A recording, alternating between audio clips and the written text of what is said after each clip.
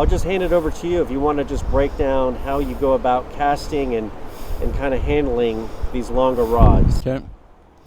Well, first of all, a lot of people try to cast one-handed on the long rods. This one's a 17-foot 7-inch rod, so it's got a lot of leverage against your wrist. So if you're going to try to cast like that, you can do it for a little bit, but then it'll really wear you out. So I like to brace it. I just slide it down a little bit onto my arm. Then you got a lot more bracing going on right there. Do kind of a backhanded cast. You can change directions too, but keep that brace going if you want to. That's a one-arm arm brace for a two-handed rod.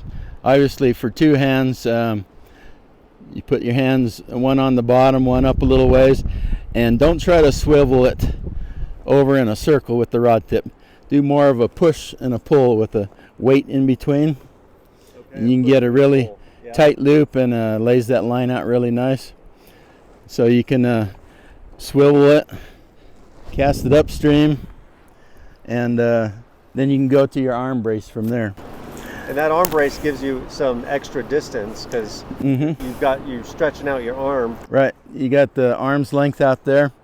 Now, if your arm gets tired from doing that, tuck it in a little bit. Put it right under your arm like this. Okay. And then you still got bracing here, and not as hard on your arm as keeping it stretched out all day. So you can mix them up any way you want to. Double hand cast, arm brace, body brace.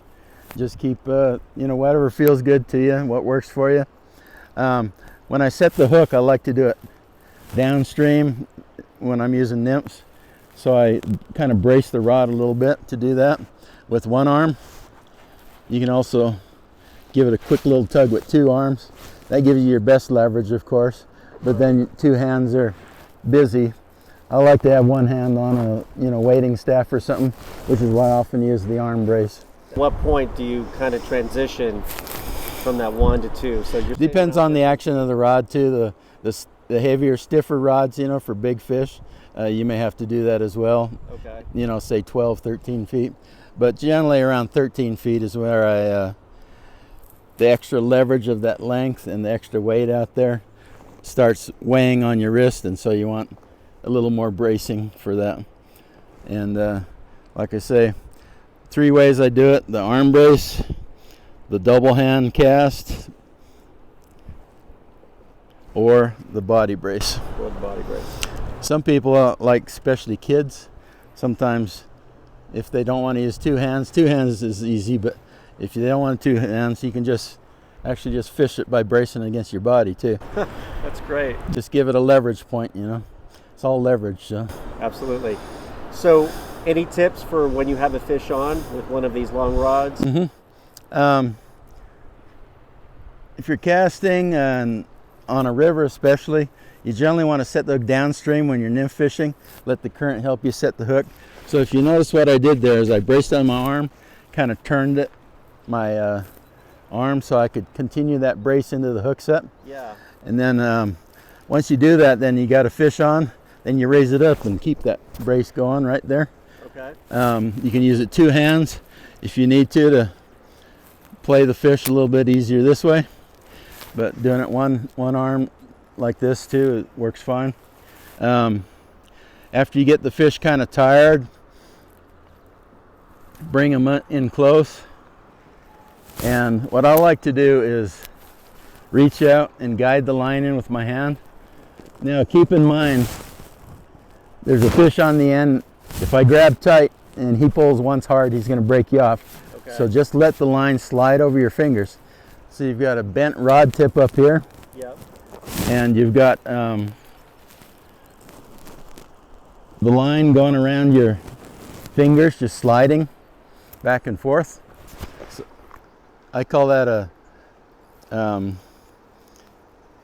well, I did have a name for it, but I forgot what it is now.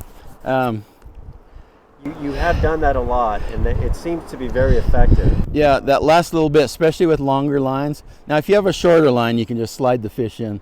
But when you got a longer line to cover more water,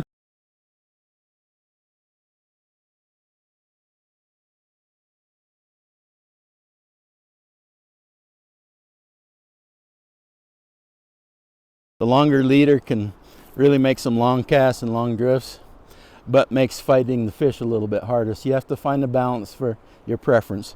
Now, if you've got a real long leader, you're going to have to learn to play them in the last few feet by hand. Right. Takes a little practice, but if you've got the rod bent and over your hand like this, you can play it like this, double access